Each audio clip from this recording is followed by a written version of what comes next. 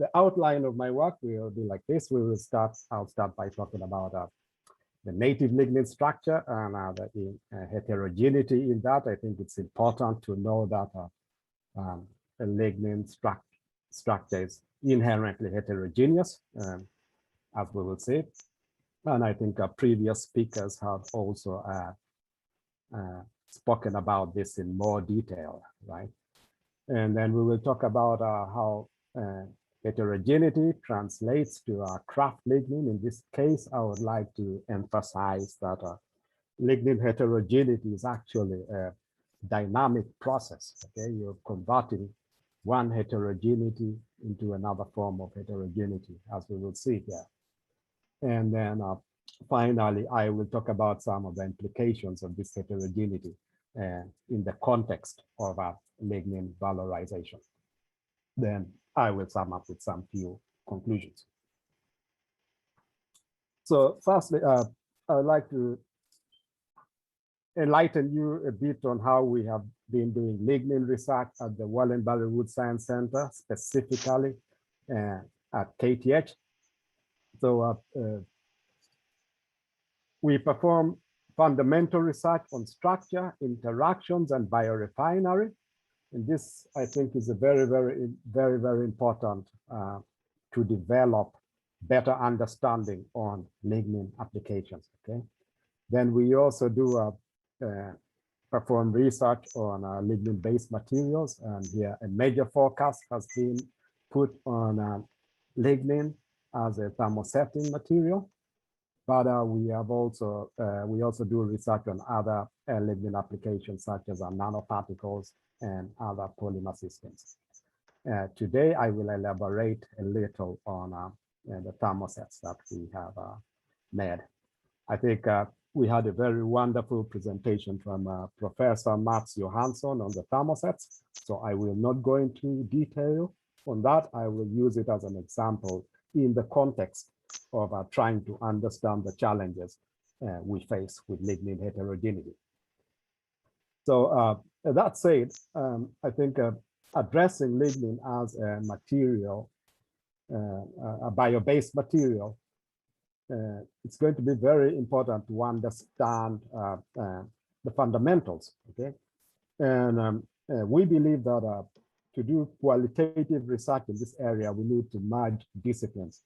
And as you see here on this slide, our strategy is like we take the discipline of lignin chemistry, polymer and organic chemistry, and material science, and we work together across this journey. Okay, so we have a broad perspective, but with a lot of details coming in terms of method development and characterization techniques that are very essential to push the quality of this research area. And we do this with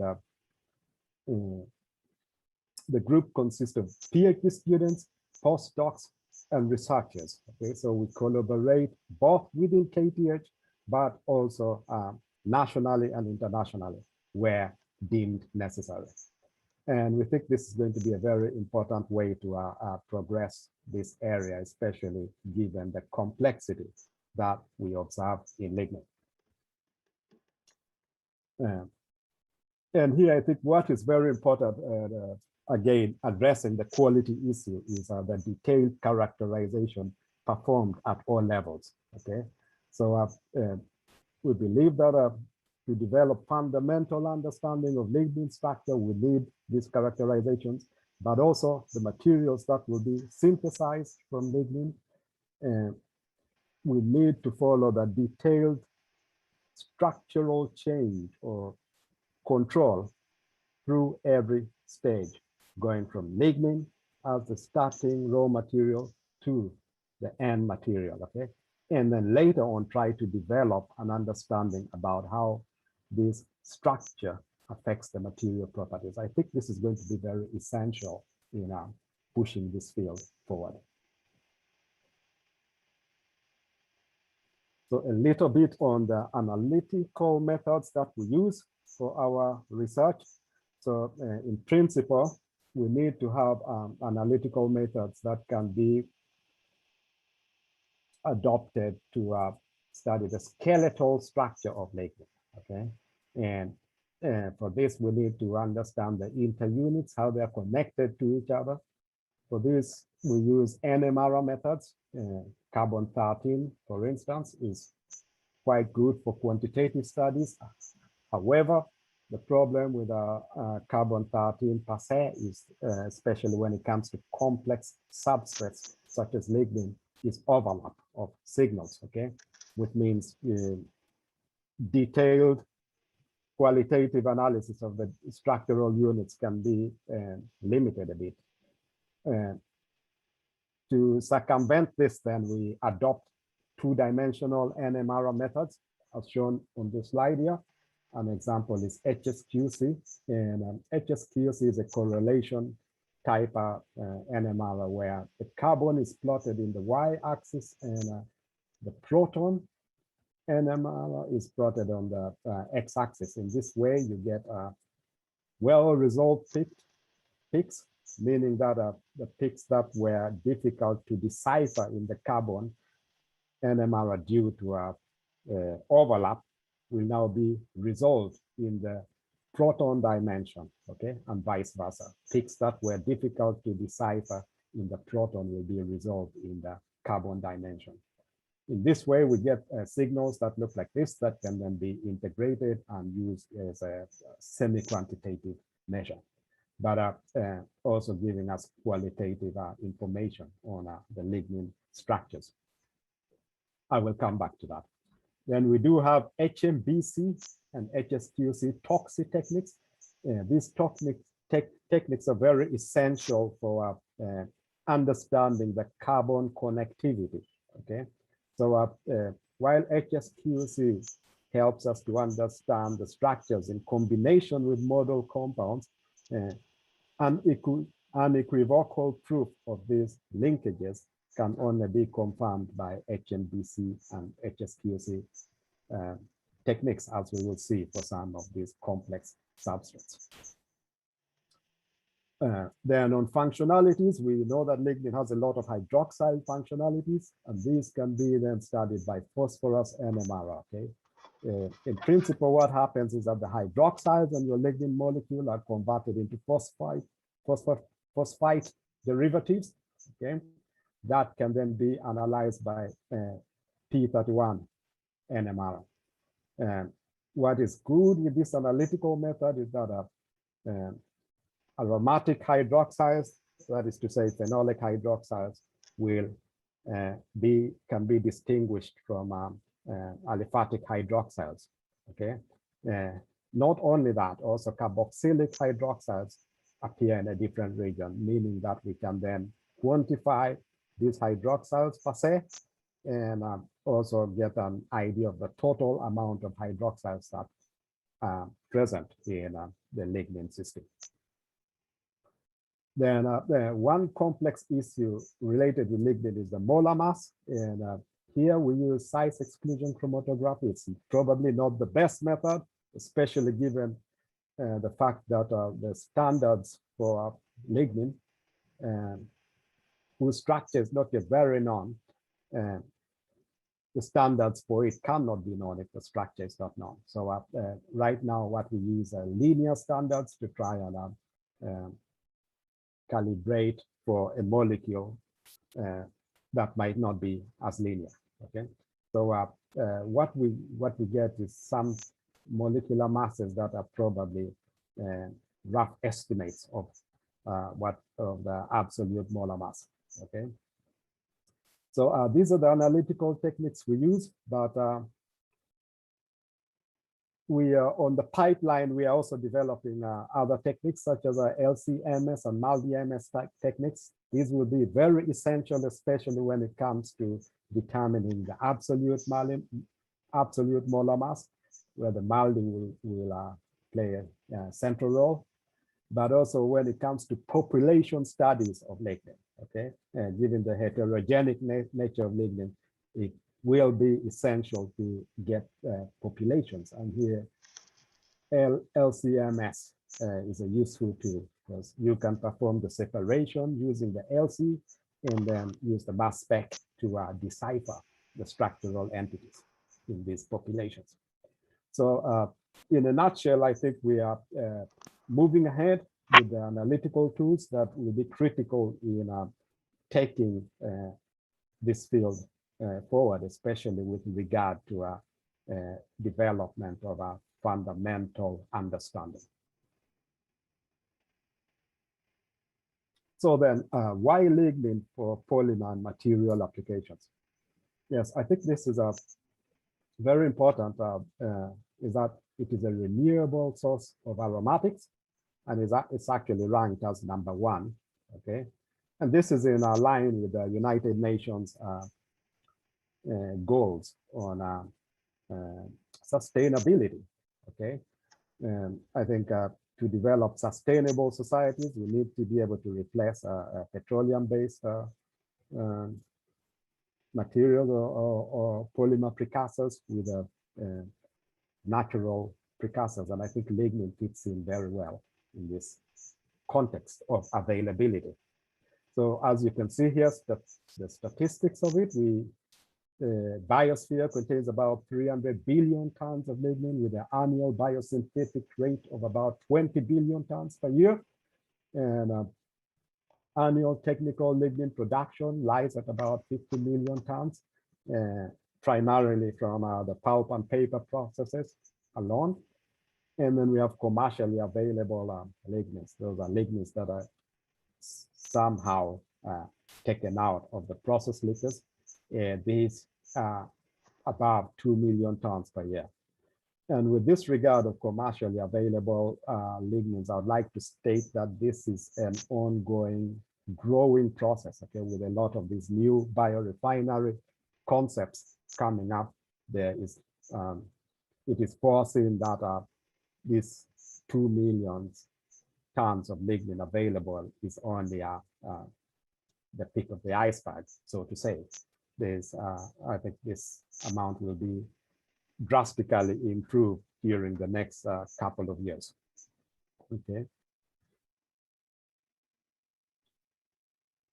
That said about availability, I think lignin is also very, very good in the terms of its structure. Okay, we look at the aromatic rings, which introduce rigidity to a system. Okay, and then it has got a plentiful of hydroxyls, both consisting of phenolic as well as aliphatic hydroxyls. And this multifunctionality in the hydroxyl groups can be used as chemical handles for further modifications to polymer systems. Okay, and especially in this context, relevant to thermosets or thermoplastics. So I think lignin has a very good future in this regard. That said, there are a lot of challenges with using lignin that I will now discuss, and that boils down to lignin heterogeneity. So let's look at this heterogeneity more at the molecular scale, and I'm starting with a native lignin.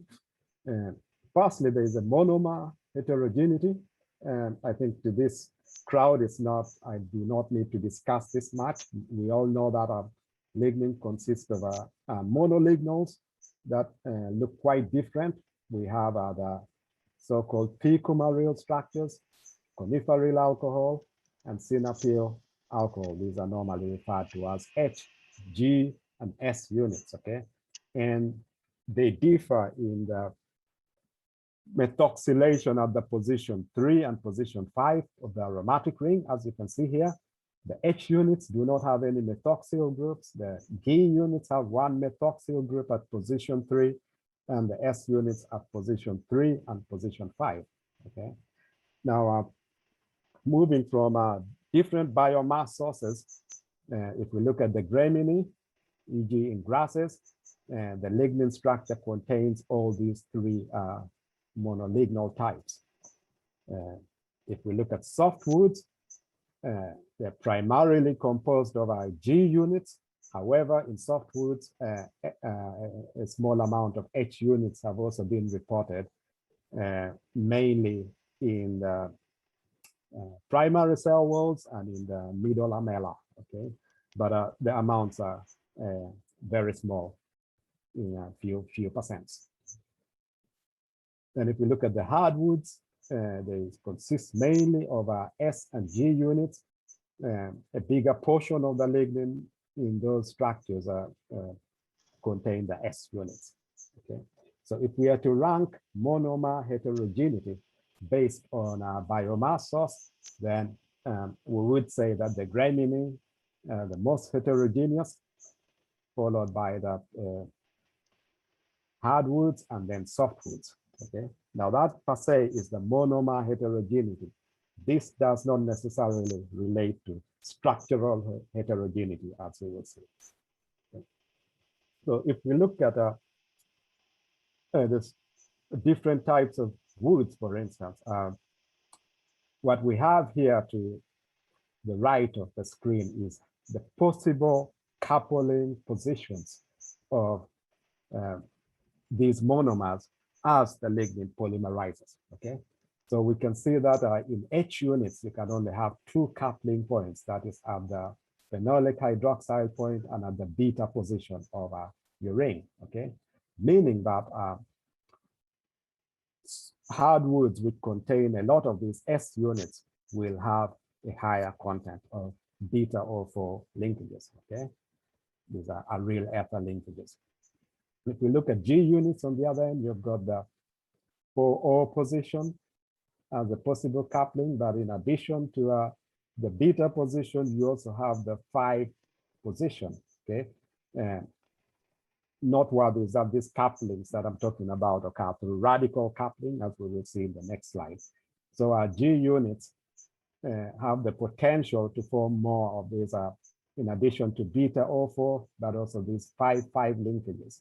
Now, these linkages are quite controversial, as we will see in a later section of this presentation.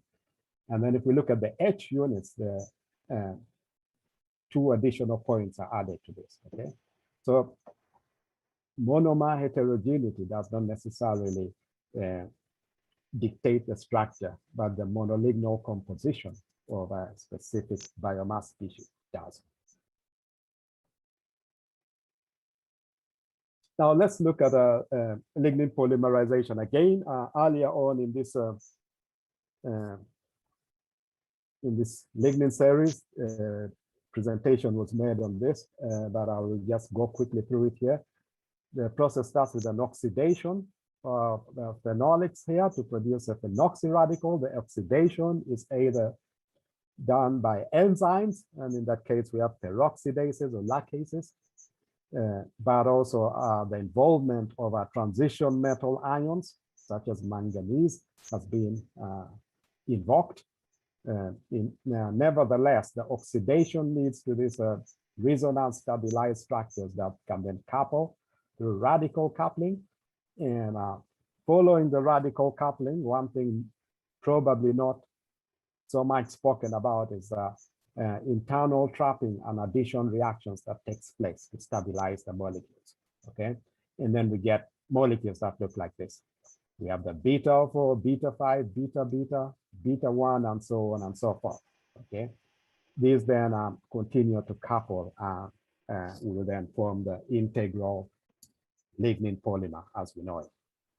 Okay, you will notice that the interunits are very different, and this constitutes a structural heterogeneity in lignin. So I think one important thing, and I would like to emphasize this, is the fate of the beta couplings. Okay, since beta couplings are responsible for a majority of the lignin structural interunits. Okay, as we can see here, the beta couplings can either lead to beta O4, beta 5, or beta beta substructures here. And an important intermediate in all these couplings is the quinone methite intermediate. Okay, as shown here for beta O4, there for the beta 5 structures, and the same structure for beta beta. Okay, why is this coupling important? The quinone methite is a very good electrophile at the alpha position. okay? And this means that it is prone to react with available nucleophiles. In the case of beta 5 and beta beta, these nucleophiles are within the molecule and will therefore perform a nucleophilic attack, just like that, okay? And these internal trapping reactions then result into other bonds that stabilize the lignin structure, okay? The beta O4, on the other hand, is a lot more complicated because of the lack of a closely proximal internal nucleophiles in the molecule. The nucleophiles then that come in have to be external, okay? And then will constitute intermolecular nucleophilic attacks. The most common in this case has been seen to be water, which is present in the cell walls. And then you get this alpha hydroxylated beta O4. But carbohydrates, such as hemicelluloses, which are in close proximity to the lignin, can also add their hydroxyls to get what are commonly called the lignin carbohydrate complexes, and that are circled in these rectangles shown here. Okay, so the conversion of the reactions of lignin with other polymers occurs during polymerization. Okay, and this kind of improves the integrity of the cell wall polymers in that sense. That said, a lot of these are still controversial issues in wood chemistry research based on the difficulty in analyzing these substrates. Apart from carbohydrates adding to the quinone method, you could also get lignin molecules adding. Okay, and interestingly, what that would do, it would induce a branching point in lignin.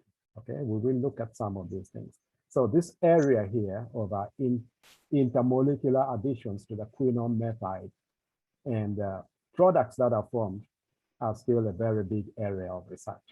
Okay. So let's look at some of the recent advances in the native lignin interactions and structure. As we saw from the previous slides, covalent bonds can form between lignin and carbohydrates. In this case, a recent advance that is reported here is the unequivocal evidence for LCC linkages. Okay, that's the lignin carbohydrate ether bond formation. This was recently published, 2018, not that recent, but put in the context, still quite recent. And this is particularly between C6 in the mannose units to the alpha position on your lignin. Okay, this was very neatly shown through 2D and 3D solution state NMR methods. What the authors did further was to incorporate this into this beautiful model of the supramolecular structure of the fiber wall, where special emphasis was put to show that the lignin and hemicelluloses, specifically the glucomannan, could be connected by this ether bridge. Okay, so this was an important achievement as these have been previously hypothesized, that what was lacking was unequivocal evidence for these types of linkages. The second type of linkage that we saw could form through addition reactions to the quinone method was the lignin carbohydrate ester bonds. Okay, according to the mechanism, the addition should occur between the acidic groups. These acidic groups could be attached, uronic acid acidic groups attached to the xylane backbone, but they could also be pectic hemicelluloses or pectic polysaccharides that would add there and then form this alpha ester or benzyl ester. Okay. However, strangely enough, these linkages have not previously been observed by NMR studies. Instead, what has been observed are these gamma esters, okay, which implies that some form of migration occurs from the alpha position to the gamma position. Okay, such uronosyl migrations are being such migrations would not be something new according to chemistry. These could be seen to be feasible to occur and might explain why these have been previously identified by HSQC analysis, for instance. However, these have not yet been unequivocally proven. Remember that for these kind of copolymers, unequivocal evidence will come by way of showing the direct atom connectivity. Okay, and to do this, you need to be able to adopt HSQC in combination with HMBC techniques that show atom connectivity.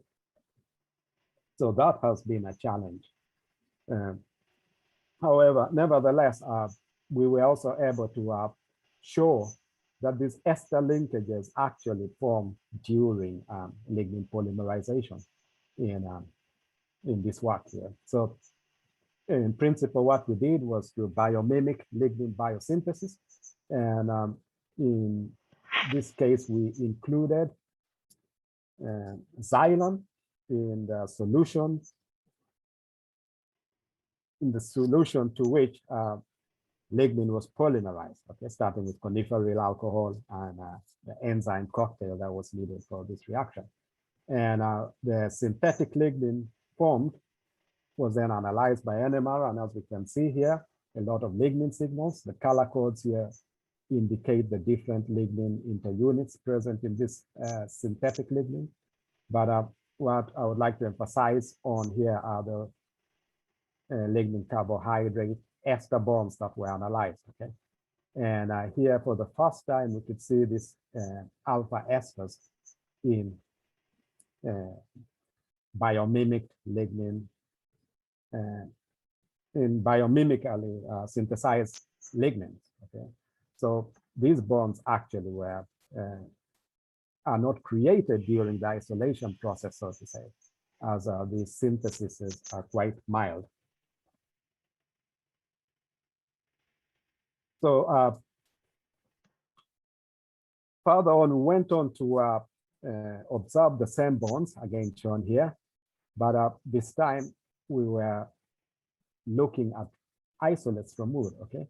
And this was the first time benzyl esters have been detected in wood isolates. So this was a great development from the work done by the group recently. And at the same time, the coexistence of benzyl esters and gamma esters seems to show that we have a dynamic bond in these substrates. Okay? And the exact role of this dynamism in nature is still not known, but we strongly believe that it might have to do with some stress relief, so that when a molecule is stressed, there could be some rearrangements that would relieve that stress, moving it from the alpha to the gamma carbon. Okay? But as said, unequivocal evidence for this would require HMBC analysis to show the atom connectivity. And what you see on this slide is an example of that HMBC analysis that was also shown for the first time. So the slide looks quite busy with a lot of signals in it, but in essence, what we are trying to show is the connectivity between the two spin systems, okay? And with HMBC, what we would see is how the proton on the alpha carbon correlates with the carbonyl in the next spin system that is on the uronic acid group, okay?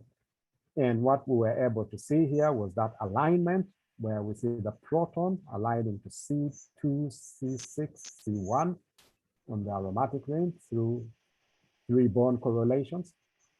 But more importantly, the alignment to the carbonyl at about 195 ppm was essential to kind of seal that the two spin systems are connected. Okay. Furthermore, one could argue that these carbonyls might be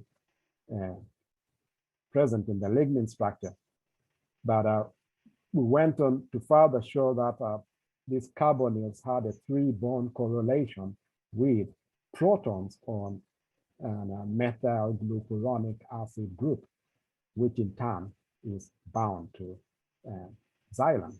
Okay. So this was an definite evidence for the existence of benzyl esters in wood isolates. Another outstanding issue is the issue of whether lignins are branched or linear. Okay, this is very essential, of course, as material properties will be different if the material, if the precursor is, the polymer precursor is linear or branched. Okay, and according to lignification theory, what has been suggested is that lignin might be quite linear actually. However, analysis of milled wood lignins isolated from wood tend to show a branched structure. Okay, this has not yet unequivocally been shown because, as said again, the atom connectivities have to be shown to provide full proof of this branching. So if we look at it, what are the disputes there? Okay, the branching points in lignin can be associated to the C5 position and what happens after they're formed. Okay? In this case, what we see here is a common structure in lignin, the dibenzodioxazine, the 8-member ring that was discovered sometime in the 1990s. So if, according to lignification theory, these are supposed to form N groups, that means they're free phenolic, okay? And considering that your lignin grows in that, you take the arrows to show the chain extension of your lignins. If these dibenzodioxazines are indeed free phenolic in the end, then the lignin would have a V shape. Okay. On the other hand, if they're etherified, then your lignin will have a Y shape. Okay. So I think what lignification theory has shown quite well is that the dibenzodioxazines don't seem to extend further. Okay. However, these are not the only 5-5 connections. What has recently been shown is that there are other 5-5 substructures that are not dibenzodioxazine types. Okay, in these 5-5, the question is whether these 5-5 substructures would be free phenolic or etherified. Okay, if they are etherified, then this would make lignin a branched polymer. Okay? And the 5-5s are not the only possible branching points, but there are also possibility, as I mentioned earlier, of nucleophilic additions of lignin molecules to an already existing beta-O4 substructure. Then this alpha-O alkyl structures, as they're called, would constitute another branching point. Okay? So these issues still need to be resolved. In our recent work, we were able, again, using HMBC to show that the 5-5 structures that are not dibenzodioxazine substructures were actually branch structures. Okay? We were able to show through HMBC analysis that these structures are etherified. Okay? Furthermore, we were also using the same HMBC able to show the connectivity of the 5-5 etherified 5-5s to another beta-O4 unit. Okay, and this is very interesting in understanding the mechanisms of lignin polymerization. This work will continue. But to sum up the characteristics of our native lignin, we can then say that they are structurally heterogeneous. They are most likely branched molecules. The degree of branching remains to be studied. They are linked to carbohydrates, although these bonds might not be that many. They're very essential when it comes to understanding lignin recalcitrance to extraction. And then they have a low phenolic content, okay? And the low phenolic content, of course, makes them not very suitable for certain types of applications, which have as a prerequisite high functionality concentration in the molecule. So that said, now we can shift fields and go to technical lignins. So technical lignins in principle are also quite very heterogeneous.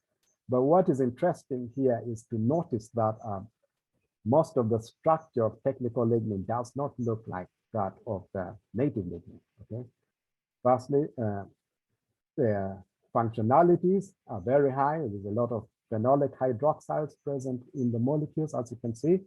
There are very few are real ether bonds, meaning that a lot of these have been cleaved. However, new carbon-carbon bonds have been formed. Okay? And these carbon-carbon bonds are quite essential in trying to understand the mechanisms going from native lignin to technical lignins. Then one bad thing is that very little of the structure of technical lignin is still known. Okay, by 2017, we could say that's about 60% of the structures in technical lignin are still not known. And this, by its own right, means a lot for the usage of these lignins, especially with the purpose of developing fundamental understanding of the materials that will be made from these lignins. So recently we were able to identify new structures in technical lignins, and these structures would contribute to about 10% of the subunits, which is a big chunk of the missing 60. And these were identified in both eucalyptus and spruce. So what are these structures? Yeah, these structures are the so-called 1,5 and 1,1 structures. Notice in these structures that the aliphatic side chains of lignin have been removed, and instead new linkages have been formed between aromatic rings, okay? Meaning that we have now increased the aromatic density and the stiffness of our lignin molecules.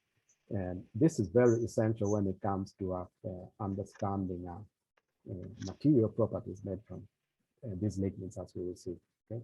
But also this kind of developments are essential in understanding the changes that occur to lignin during extraction, with the emphasis being put on what mechanisms are responsible for this. Okay, these mechanisms can then in turn be used as a feedback loop to design more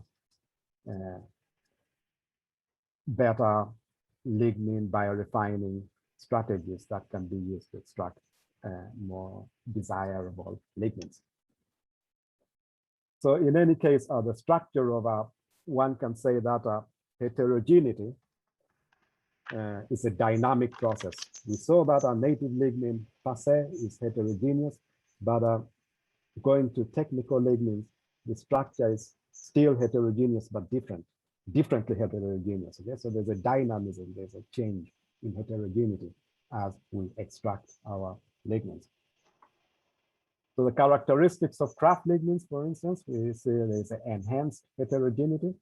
The structures are still poorly, the molecular structure is still poorly understood, and that's a negative when it comes to using it as a material precursor.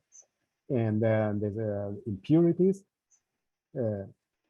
Positive sides of craft lignin is enhanced hydroxyl functionality, especially the phenolic hydroxides. This is essential for synthesizing materials where cross-linking is required, as we will see. And then there's a significant presence of oligomeric fractions, okay? And as we will see, oligomeric fractions are quite interesting when it comes to the synthesis of resins. So how then do we deal with heterogeneity in craft lignins? Okay, and again, this was recently spoken about in previous seminars in this series. I noticed I missed the reference here, but nevertheless, we refine this technical lignins, starting with the craft lignin. If we look at the size exclusion chromatography, that's the black curve, we can see that it is very polydispersed. Okay, therefore the refining is necessary to get a more narrow polydispersed fractions. So we designed the green solvent sequence, which starts with ethyl acetate. The residue from that extract is then treated with ethanol. The residue from the ethanol is treated with methanol, and so on and so forth. Okay. In a sense, what we do is we are refining the craft lignin by molecular weight, with the smallest fractions being removed first. As we can see, this is reflected in the sec. The ethyl acetate is the smallest, and then the ethanol follows, followed by the methanol, acetone, and then finally the residue. Okay. Interestingly, we can see that these fractions now exhibit a narrow viscosity. Looking more into the mass balances, we could explain a lot of the mass balance in these fractions, okay, which is good. It's also important to note that the selection of solvents is green solvents, and they are low boiling, which means they're easily recoverable through simple distillation at low temperatures. So looking at the structure of these refined fractions, we begin to see that there are small differences. Okay, most of the interunits are present in all the fractions, albeit in different proportions. What is interesting to note here is the high prevalence of the C5 condensed structures. Okay, here we can see them here, these structures that have a high aromatic density.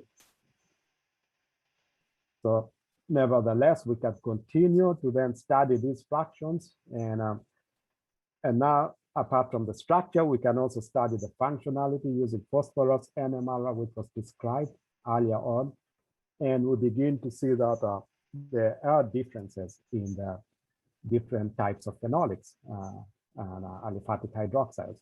For instance, we noticed that looking at the aliphatic hydroxides, they seem to be fewer in the lower molar mass fractions and increase successively with increasing molar mass. Okay, the opposite is observed for the carboxylics. Looking at the phenolics, we notice that the lower molar mass fractions have a higher phenolic content, and this decreases with increasing molar mass. So functionality also is changes with molar mass, which is interesting. So then using these refined fractions, we then go ahead to make epoxy resins. And Mats earlier on in his talk spoke about using the similar fractions for thiolene based thermosets. Here we will talk instead about how these can be used to make epoxy resin. So in a classical system based on petroleum, we have a prepolymer. This prepolymer is based on bisphenol A and has at least 2 epoxide groups on it.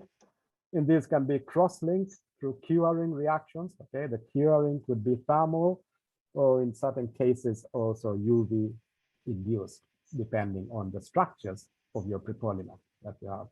And then you get cross-linked networks. Okay, these cross-linked networks have formed a lot of use in coatings and adhesives, and this is a billion-dollar business going on. Okay. The question is then if we can use lignin instead of bisphenol A based prepolymers. So we saw that lignin has a lot of hydroxyl functionalities. If we can then epoxidize these functionalities and then cross-link them, this would be quite interesting, okay?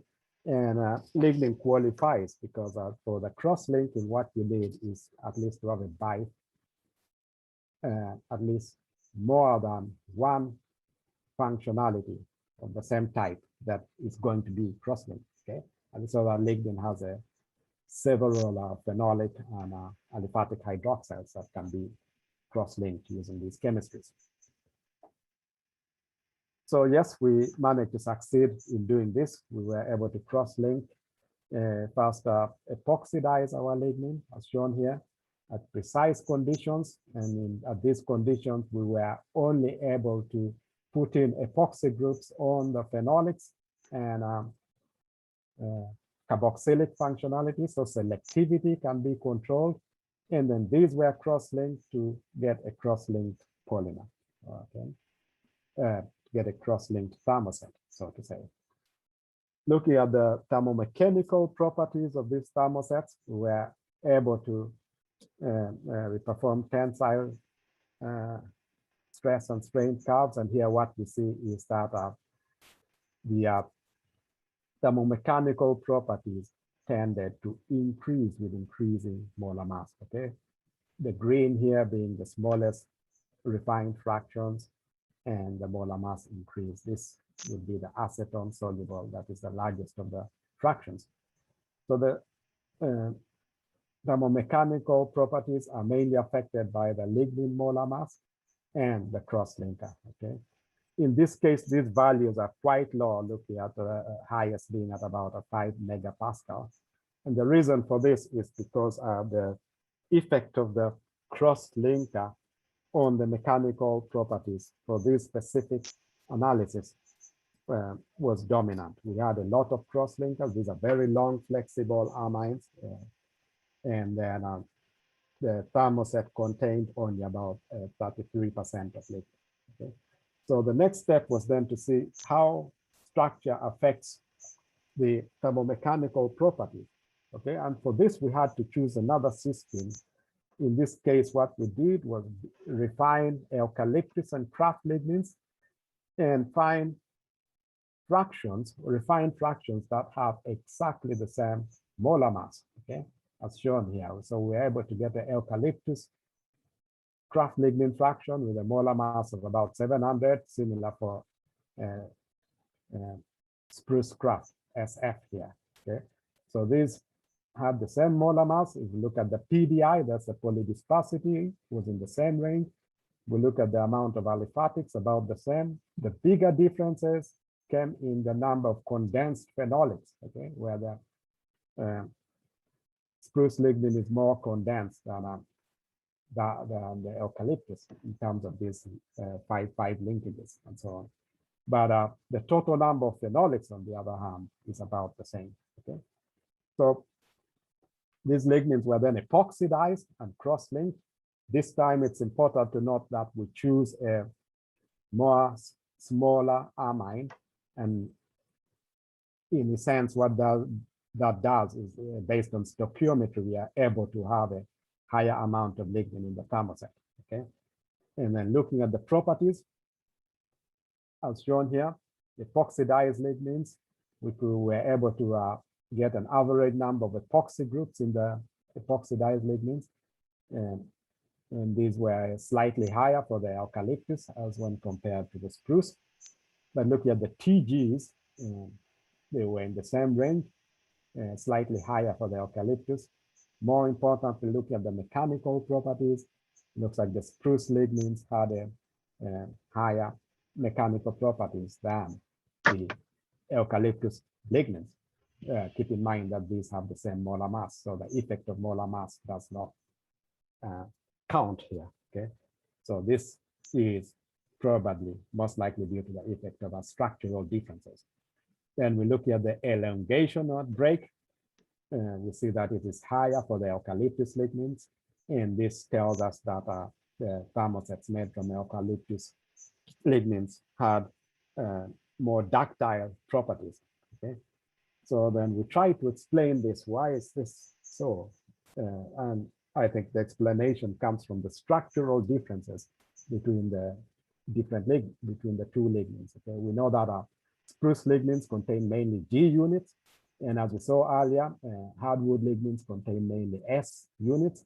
We calculated for these lignins, the eucalyptus, the S to G ratio was about 3.3, meaning that the craft eucalyptus lignin contain predominantly S units. At the same time, we also studied the structure of these lignins, and the spruce lignins had a lot of these condensed 5,5 units, okay, which were about threefold higher in our spruce than in craft.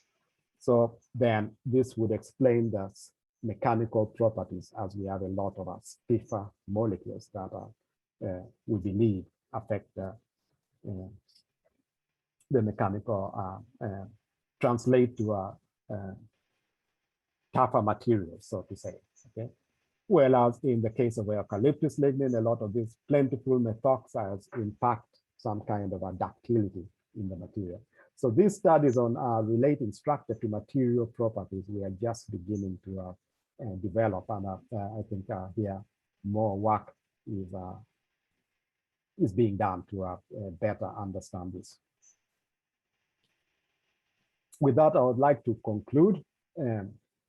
So firstly, the chemical and physical properties of native lignins still require deeper studies. And here the role of analytics is going to be very essential, okay? And then heterogeneity in technical lignins can be overcome through refining, but this could be very costly.